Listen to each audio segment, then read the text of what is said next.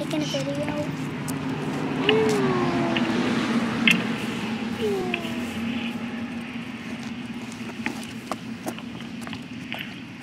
On Tuesday, September 11th, 2001, our lives were changed forever.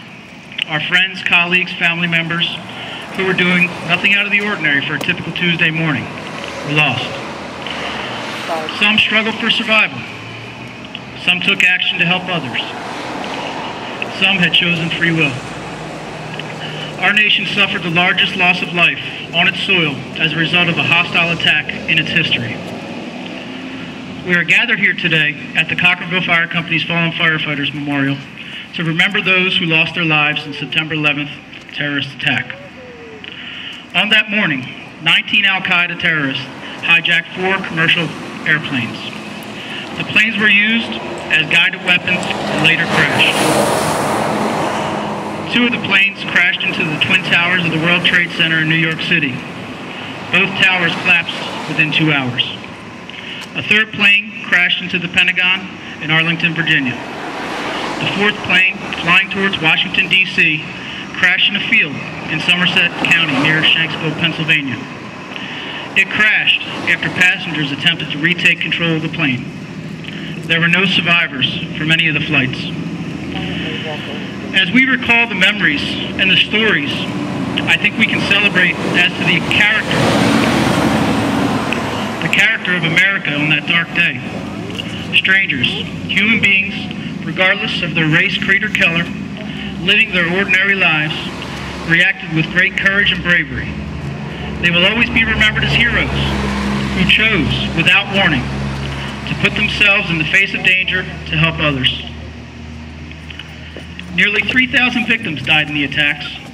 Among those victims who died were 343 firefighters, 60 police officers, 125 people were killed in the attack of the Pentagon, 70 of which were civilians, 55 were military service personnel.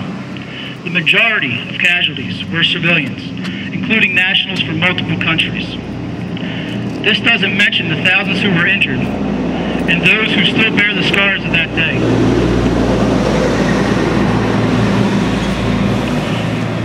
Lest we forget the fallen, we are here to honor the lives that were taken in New York City, Virginia, Pennsylvania, and honor the truly determined spirit of America we have seen in the days since September 11th. We honor those who took action, those who gave their lives, and those who continue to do so. Freedom is not free. There is a price that we, as people, shall bear. Our way of life, that is freedom and independence for everyone, carries with it a cost that only the bravest can bear. Let this memorial stand as a reminder that the people of this country have been and will continue to be great. We exude greatness, valor, and heroism, not by the words we speak, but by the actions we take.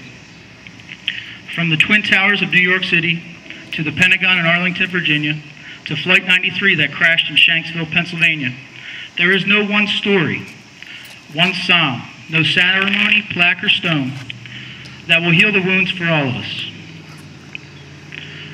I would like to share a fitting quote from President Reagan, who at the time wasn't intending his words to comfort us about 9/11. Rather, he was addressing the nation on the explosion of the Space Shuttle Challenger.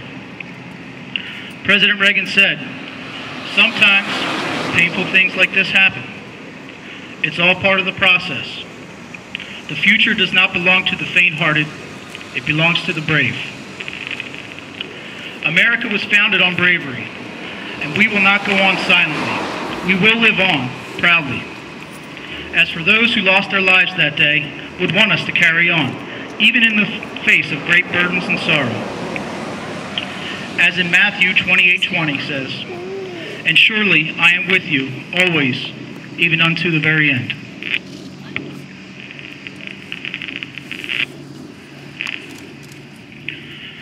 At this time, it is our privilege to dedicate this memorial to all those people whose lives were forever changed on Tuesday, September 11th, 2001. To unveil this memorial are 2 firefighters that made a response that day. Ronald Chrisman, a firefighter from Arlington, Virginia Fire Department, who responded to the Pentagon with his department.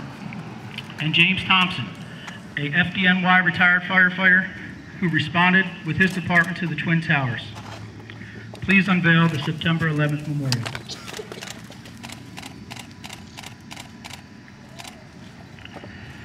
Now I'll pass this down to our chaplain, Diane Harris.